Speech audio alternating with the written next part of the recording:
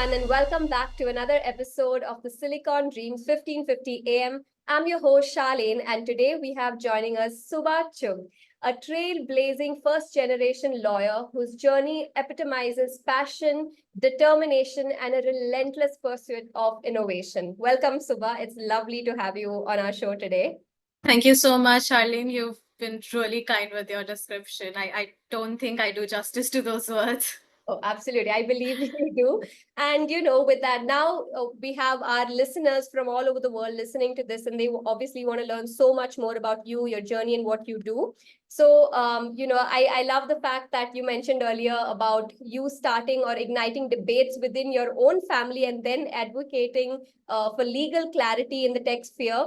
And here your narrative is kind of like just beautiful. So with that, I want to get right into your journey.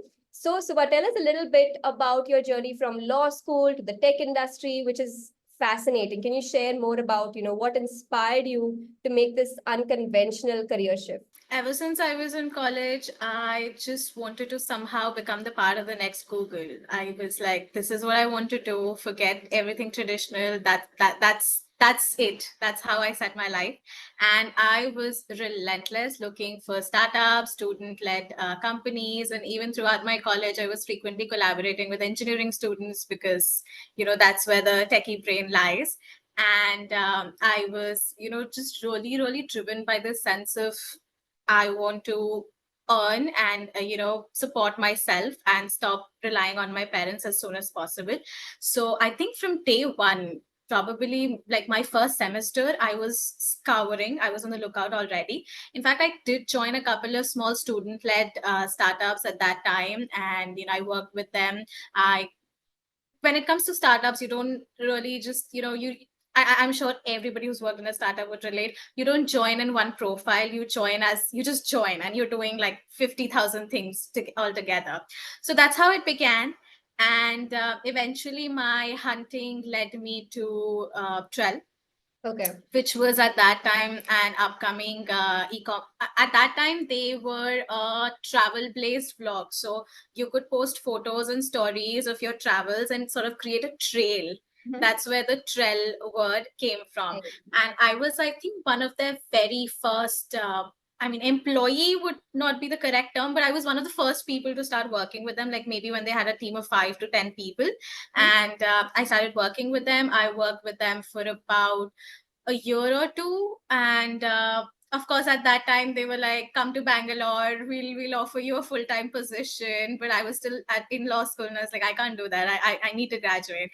And yeah, so that was my first foray into tech. And while I was working in traditional law firms and legal offices as well, I did find that there was a huge, I mean, that level of excitement, that level of doing something new, foraging around. And when it comes to a traditional law office, you have A, B, C set out, and you know what path you have to take.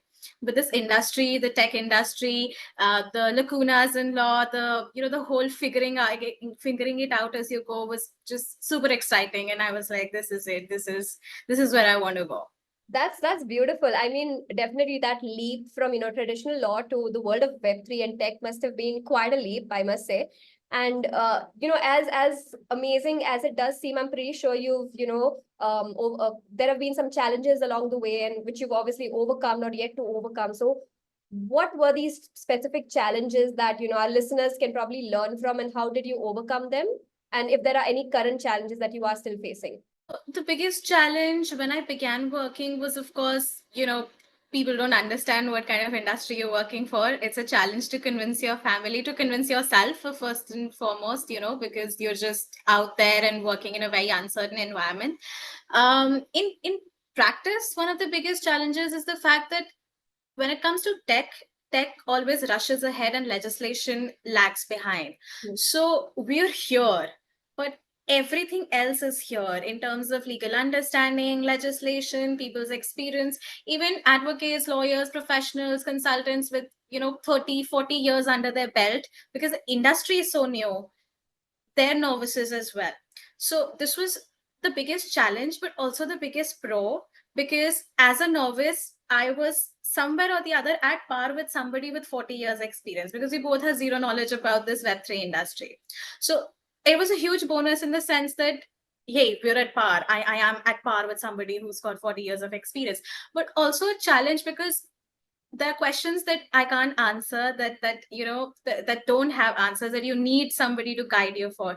So the biggest challenge in this industry has been that there's not been any guiding force. Right. There's not been any clear, set out, hey, this is what you do to achieve this.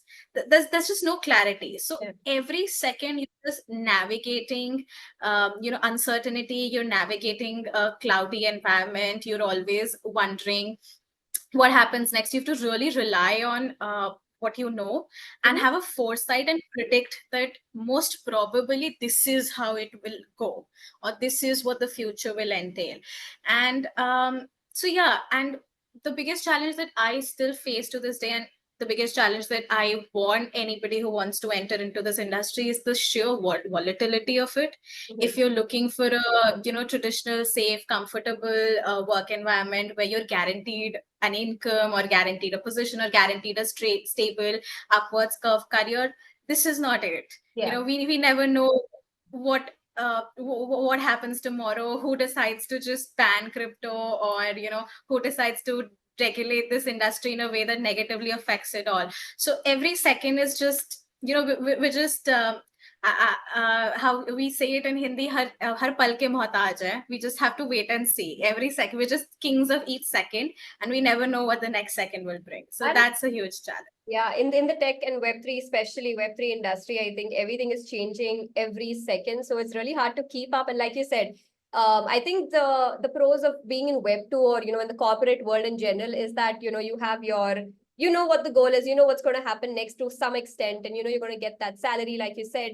But with Web3, it's very different, and especially in a field like law, where, and especially in a country like India, because there's no guiding force at all, right? But I think that's also the beauty of it, taking that risk, starting early, like being on par with, you said, like a very experienced person. So, that just is the beauty of Web3. It's a world within another world.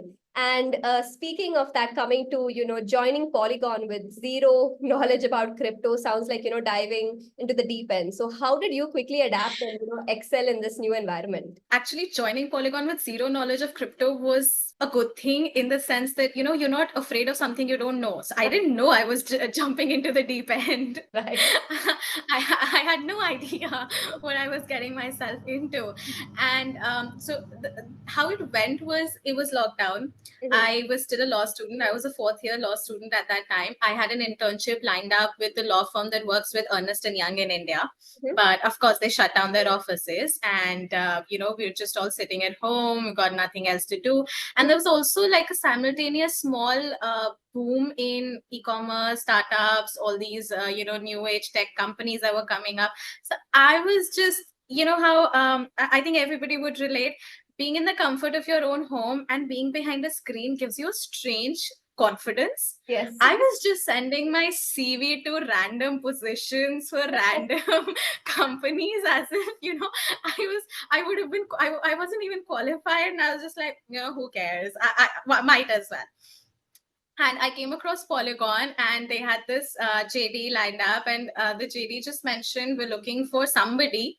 They didn't even say we're looking for a lawyer. They didn't say we're looking for somebody qualified in XYZ jurisdiction with ABC, or 10, 15 years of experience. They just said, we want somebody who can do, and a list of things. And so I wrote an email to them, and I was like, I can do these list of things. And I would like to, I would like to give this a shot. And a couple of days later, I heard back from them, and I legit thought it was a scam. When I heard back from them, because I was like, who accepts a fourth year law student's application this way? But yeah, and that's, I got accepted. I had an interview.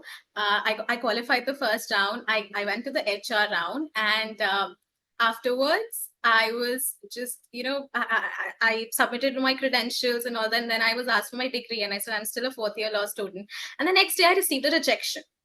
And I was like, okay, fine, understandable. And I wrote to them that, I understand that you've rejected me. I would appreciate if you could just give me some feedback. And immediately the HR lady who interviewed me called me and she said, "Hey, we have a corporate policy. You're not qualified. You don't have a degree. You haven't even graduated college yet. So how do we keep you? Yeah, how do we keep you? We can't keep you as an employee." So of course that's understandable, but the very next day, I got another call from them. And she said, "We are very keen to keep you. We want you on board. So we'll keep you as an intern till you graduate, and then we'll offer you a full-time position." And I started immediately. I think that day I started, and it was just my first week was chaos. I was like, "What is this crypto? What is this fiat? What is this? What is happening?" But and that's the thing. Even there's a hesitancy you have that, do I even want my seniors to know that I don't even know what this is? I'm wiser now, and now I ask my seniors even if I'm clueless. So that's something that I would say: always ask stupid questions.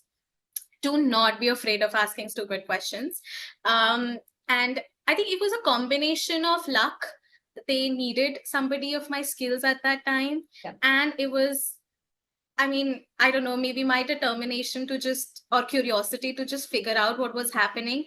I think one of the biggest highlights of my career was, I think 2-3 weeks after I joined Polygon, we did a corporate dealing with Adidas. And there was a contract that had to be signed, and there were a couple of terms of that contract that I was given the contract to vet, and there were a couple of terms in those contracts that I was not sure of, and I'm pretty sure I would do a much better job today, but at that time I was like, "Hey, this doesn't make sense." And they were like, "Cool, let's set up a meeting with the team from Adidas."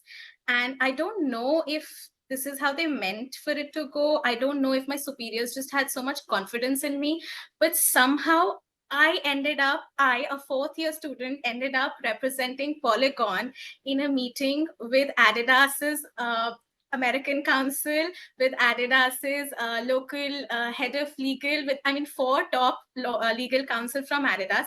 I'm the only one from Polygon. Wow. And I'm like,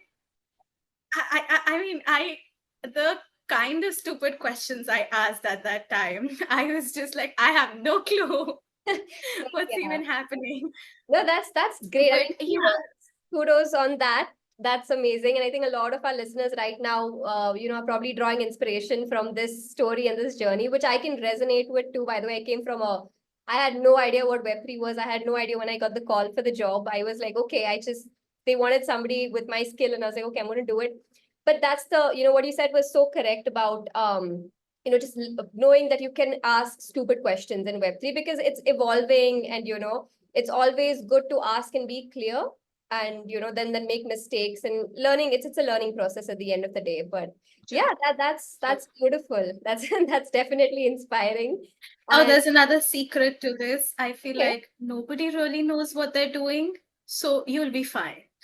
Yeah, you'll be fine. Nobody knows better than you anyway, so you'll be fine. That's true. And I think that's what we're also aiming with in the community of Web3, to get people from traditional fields and, especially from Web2, to seamlessly onboard them into Web3. So I think, that's just the beauty of it again. And, with this achievement, congratulations on also being a part of India's 105th Unicon Fire. That's amazing. To just see women in the field is beautiful in the first place. So what role did you play in their journey, and what lessons did you take away from the experience? Fire was my first solo project. That was when I was at Polygon. I still had a team. At Fire, I was just taking care of the legal department on my own. This is what I realized that a lot of startups need. They cannot afford a full-fledged law firm, and they cannot afford to have a full-on legal department. I realized with Fire that people need somebody who can take care of everything, at least to a certain level. So I was, doing the general contracts. I was taking care of compliance. There was a huge element of HR involved, formulating policies. I was doing internal company policies. I was handling negotiations. I wouldn't call it dispute resolution in that sense, because, when you're a big company, there are always disgruntled people, be it employees, investors, parties, vendors. So everybody wants to, send you threatening emails and messages. So be it, negotiating with them, coming to a settlement. So Fire really taught me how to work with non-legal departments in a better way. I cannot, expect a non-lawyer to understand my jargons, to understand what I want. There's a certain way that communication needs to happen interdepartmentally. It really taught me how to work in a remote setup. Because see, of course, Polygon was remote as well, but once again, I was still in a cloud of my own team. But here it was the entire company that I was working with, and I was handling everything legal on my own. So that really, I feel like it really transformed me. The team was super supportive there. Always, we brought in external counsel wherever I needed support. And yeah, that was very enriching. I would say it was quite a journey. It really also taught me how Web3 industry and how companies in the Web3 industry function. What are the ethos? What are the, whether you like it or not, things don't happen in Web3 the same way they happen in Web2. A Web3 companies are much more personal. I would say there's an element of brotherhood amongst companies, even quote unquote rivals. Yes. You don't have those kind of set processes of there's this whole 50-step procedure that everything needs to go through. People want things to be done quickly. People like to do things on a personal level. So all of those things, challenges, however you'd like to word it, really taught me how to navigate them. That's beautiful. Yeah. And like you said, Web3 is very different from Web2 in that sense. I think we're very community oriented and very collaborative with rivals too, which is, I don't know, maybe a good thing. But so far it definitely is. And yes, very personal. So, now as a consultant, you're working with various clients. So how do you kind of navigate the diverse challenges that they present? By not sleeping. By constantly sacrificing on sleep, food, a social life, and just almost always constantly working. That's the key to it that I hope nobody learns. Yes, that's That's a very bad takeaway. yes. I mean, also, yeah, working with like, different time zones, you have to be up at times that Of you don't course. probably want to be, but There's a huge volume of work that you have to go through, and this is something that's not specific to Web3 or legal in that sense. So anybody juggling multiple clients will understand that switch you have to make. You're working on one client or you're working on one project. It needs to be represented, communicated, done in a particular way that that client likes it. And the moment you switch, you need to leave that entire thing behind and switch into a completely different persona, because this communication style, working style, everything is just entirely different. very, yes. So there's a lot of juggling involved in that aspect. Mhm. And I would don't do it. I don't know why I do it. Yeah, no, but yeah, I mean, the hustle is real at the end of the day. And, now coming to your involvement with the Learn to Earn platform, how do you, because, in Web3 right now, learning and the education is an important part because people are still new to the idea of what Web3 really is. So how do you see it shaping the future of, education?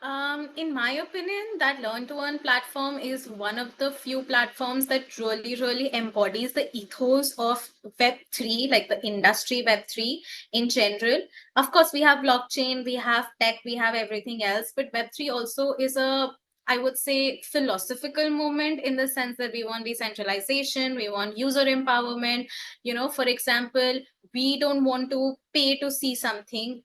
We should be paid to see ads. This is a common example that's thrown around. So this is what the Learn to Earn platform sort of functions at. If you're a project and you want your users to learn about you want your users to learn about something, this platform basically facilitates that conversation, and it's a platform where the user gets rewarded for learning about them. Mhm. So it incentivizes education, in that aspect, that you get something out of it rather than you having to pay to learn. So of course, it may not work in the traditional education sector in that aspect, but I would say that this really works in an awareness causing way, because when you incentivize something, it really promotes that. So it Mhm. really promotes awareness, it promotes brand imaging. I think it really is something that can revolutionize marketing. So in that aspect, this is something that definitely going to become mainstream shortly. And hey, they're one of the few companies in Web3 that are 100% profitable. They have a solid business model, they have everything figured out. So that's always a pleasant surprise to come across. Absolutely. Yeah, that is true. And that's a beautiful, program. And now in your opinion, since you're from the legal background, I want to know what are some of the key legal considerations individuals or companies should kind of keep in mind when they're navigating through the world of crypto or Web3. I would say get a professional involved as soon as possible. Don't wait for your product to be out in the market for 3 years, then make a budget for legal and get somebody on board. Get somebody involved right there from the forefront, from the product development stage itself. In fact, I myself have worked with a couple of projects in the past where I was involved from the project development stage, and there are a lot of things that a legal professional or professionals in general would bring to the table in terms of product development. For example, your wallet needs to have certain features from the get-go. You cannot build them in later on once you have a user base that's used to using your wallet a certain way. Or if you're building a particular platform, there's certain compliance issues that you need to be wary of and you need to take care. So I would say the number one thing that you should ideally do, of course, practically speaking, it's a different story altogether, but the number one recommendation would be to involve a platform as soon as involve a professional as soon as possible. And following that, I would say that when you have to take care of what would be the legal implications of your project, you have to take care of two things. One is, where are you based out of? Where are you setting up your corporate structure? And two, where do you anticipate your users coming from, or which jurisdiction, or what kind of users are you targeting? So even if you're based out of India, but you want to target US customers, you want to have a US consumer base, you have to be careful of US laws as well. So this is a dichotomy that you really, really need to take care of. And the number three biggest thing that I see people doing in Web3 is, don't get attracted to so-called easy jurisdictions and run there. You do not need to set up something in Dubai. You don't need to set up something in Singapore just because, quote unquote, they are good for business. It is going to cost you.